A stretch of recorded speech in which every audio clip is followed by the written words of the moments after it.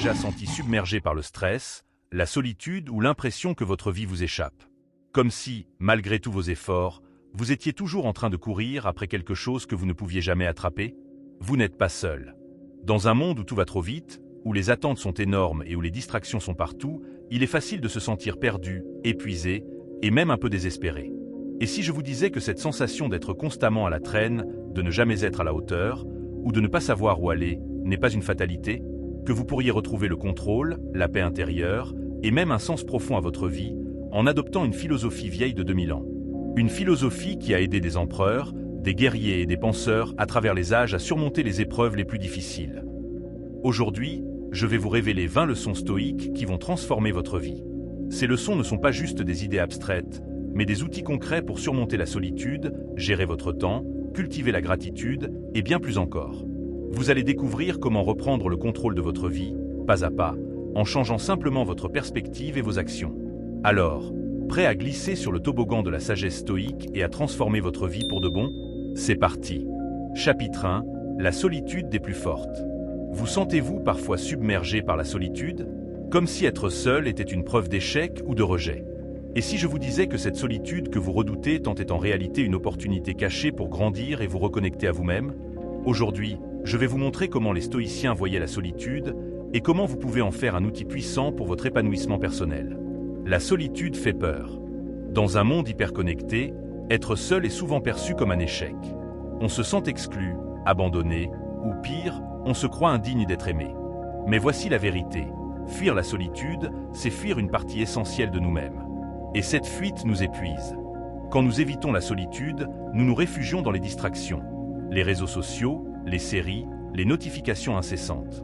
Mais au fond, cela ne fait qu'amplifier le vide. Nous devenons dépendants de l'approbation des autres et nous perdons de vue qui nous sommes vraiment. Sans moment de solitude, nous risquons de vivre une vie superficielle, loin de nos aspirations profondes. Les stoïciens voyaient la solitude comme un cadeau. Pour eux, c'était un moment privilégié pour se reconnecter à soi, réfléchir et grandir. Voici comment vous pouvez commencer. Exercice pratique. Passez une journée seule, sans distraction numérique. Éteignez votre téléphone, votre ordinateur, votre télévision. Passez du temps avec vous-même. Lisez, marchez, méditez ou simplement observez vos pensées. Notez ce que vous ressentez, ce qui vous traverse l'esprit. Ce n'est pas facile, mais c'est incroyablement libérateur. Vous découvrirez que la solitude n'est pas un ennemi, mais un allié pour mieux vous comprendre et avancer. Alors, prêt à relever le défi? Choisissez un jour cette semaine et offrez-vous cette expérience.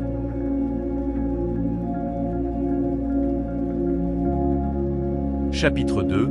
La peur comme arme. Et si je vous disais que vos peurs ne sont pas des murs, mais des portes? Des portes qui, une fois ouvertes, peuvent vous mener vers une version plus forte, plus libre et plus épanouie de vous-même. Aujourd'hui, nous plongeons dans l'une des leçons les plus puissantes du stoïcisme, la confrontation des peurs. Nous avons tous des peurs. Peur de l'échec, peur du rejet, peur de l'inconnu. Ces peurs peuvent nous paralyser, nous empêcher de prendre des décisions et même nous voler notre joie de vivre. Mais voici ce que les stoïciens nous enseignent. La peur n'est pas votre ennemi. C'est un signal, une invitation à grandir. La clé, c'est de identifier ces peurs, de les nommer et de les confronter avec courage. Les stoïciens croyaient que ce qui nous effraie est souvent bien moins menaçant que ce que notre esprit imagine. En affrontant vos peurs, vous reprenez le contrôle de votre vie. Vous devenez l'architecte de votre destinée. Imaginez un instant une vie où vous n'êtes plus esclave de vos peurs, où vous prenez des décisions audacieuses, où vous vivez pleinement, sans regret. Ça commence ici, aujourd'hui, avec un exercice simple mais puissant. Prenez un papier et un stylo. Listez 3 peurs qui vous limitent actuellement. Ensuite, pour chaque peur, écrivez une action concrète que vous pouvez poser pour la surmonter. Par exemple, si vous avez peur de parler en public, votre action pourrait être de vous inscrire à un atelier d'improvisation. En faisant cela, vous transformez l'abstrait en concret.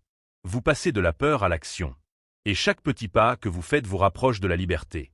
Alors, êtes-vous prêt à affronter vos peurs? Prenez ce moment pour vous. Sortez votre carnet, listez vos 3 peurs et planifiez vos actions. Partagez en commentaire une peur que vous avez décidé de surmonter, cela pourrait inspirer quelqu'un d'autre. Et si vous voulez aller plus loin, abonnez-vous pour découvrir les autres leçons stoïques qui vont transformer votre vie. Parce que vous méritez de vivre sans limite, sans peur et avec une paix intérieure inébranlable. Chapitre 3. Priorité aux soins personnels. Vous êtes-vous déjà senti épuisé, comme si vous donniez tout aux autres sans rien garder pour vous?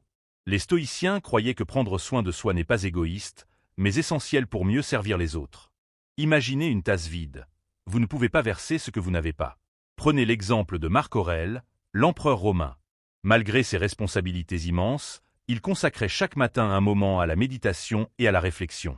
Cela lui permettait de rester centré et de prendre des décisions éclairées. Et si je vous disais qu'en consacrant seulement 30 minutes par jour à vous-même, vous pourriez transformer votre énergie et votre impact sur le monde? Voici votre défi. Créez une routine quotidienne de soins personnels. Commencez par une activité simple, comme une promenade ou 10 minutes de méditation. Prêt à vous remplir pour mieux donner? Comme le disait Sénèque, prends soin de ton âme, car tout le reste en découle. Chapitre 4. Prise en main de sa vie. Combien de fois avez-vous eu l'impression que votre vie vous échappait, comme si les autres décidaient pour vous? Cette sensation d'impuissance peut être écrasante, mais elle n'est pas une fatalité.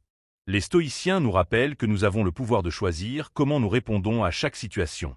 Prenons l'exemple d'Épictète, un ancien esclave devenu philosophe.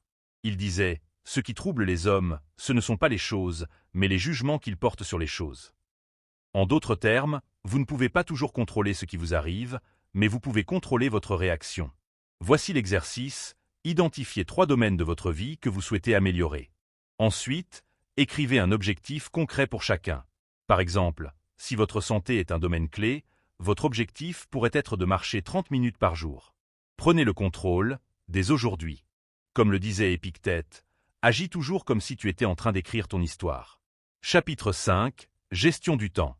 Le temps est la seule ressource que vous ne pouvez pas récupérer.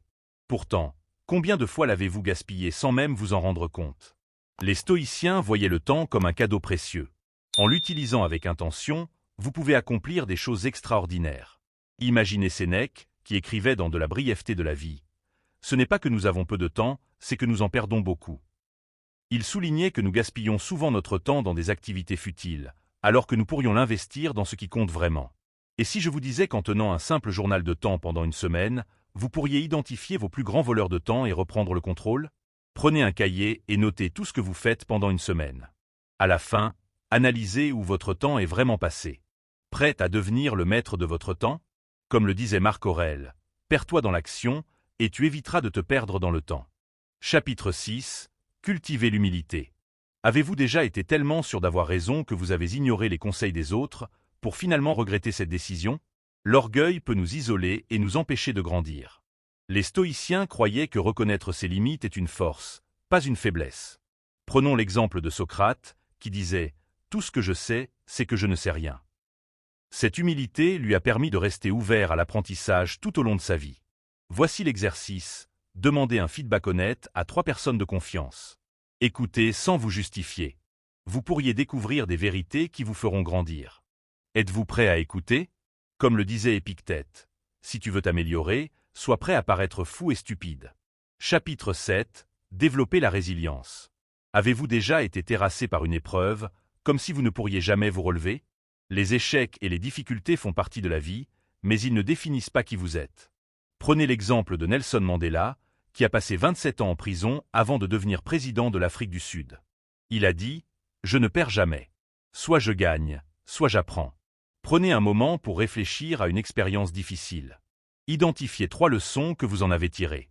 Ces leçons sont votre force. La résilience, c'est choisir de grandir à travers les épreuves. Prêt à rebondir? Comme le disait Marc Aurèle, ce qui nous fait obstacle nous ouvre la voie. Chapitre 8. Pratiquez la gratitude. Dans un monde où nous courons après toujours plus, avez-vous déjà pris le temps de vous arrêter et d'apprécier ce que vous avez déjà? Les stoïciens croyaient que la gratitude est un antidote puissant contre l'insatisfaction et l'anxiété. Prenons l'exemple de Marcus Aurelius, qui écrivait chaque soir dans son journal les choses pour lesquelles il était reconnaissant. Cela lui permettait de rester ancré dans le présent et de cultiver un esprit serein. Et si je vous disais qu'en tenant un journal de gratitude quotidien, vous pourriez transformer votre perspective et trouver de la joie dans les petites choses? Prenez un cahier et chaque soir, écrivez 3 choses pour lesquelles vous êtes reconnaissant. Prêt à voir la vie sous un nouvel angle? Comme le disait Épictète, « Heureux celui qui se contente de ce qu'il a, car il sera toujours riche. » Chapitre 9. Établir des limites saines. Combien de fois avez-vous dit « oui » alors que vous vouliez dire « non » pour ensuite vous sentir épuisé et frustré. Les stoïciens comprenaient que des limites saines sont essentielles pour préserver notre énergie et notre paix intérieure. Imaginez une amie qui vous demande de l'aide alors que vous êtes déjà débordé. Dire non peut sembler difficile, mais c'est parfois nécessaire pour préserver votre bien-être. Et si je vous disais qu'en apprenant à dire non avec respect, vous pourriez transformer vos relations et votre bien-être? Identifiez une situation où vous devez établir une limite. Ensuite, pratiquez une phrase simple comme « Je ne peux pas faire ça en ce moment, mais je t'apprécie ». Prêt à vous respecter davantage? Comme le disait Sénèque, il faut refuser certaines choses pour en accepter d'autres. Voilà, vous avez maintenant les outils pour transformer votre vie grâce à la sagesse stoïque. Chaque leçon est une étape sur le chemin de la paix intérieure, de la résilience et de l'épanouissement. Alors, lequel de ces exercices allez-vous essayer en premier? Partagez votre choix dans les commentaires et abonnez-vous pour plus de conseils pratiques. Rappelez-vous, la vie est un toboggan et vous êtes aux commandes. À bientôt pour une nouvelle aventure.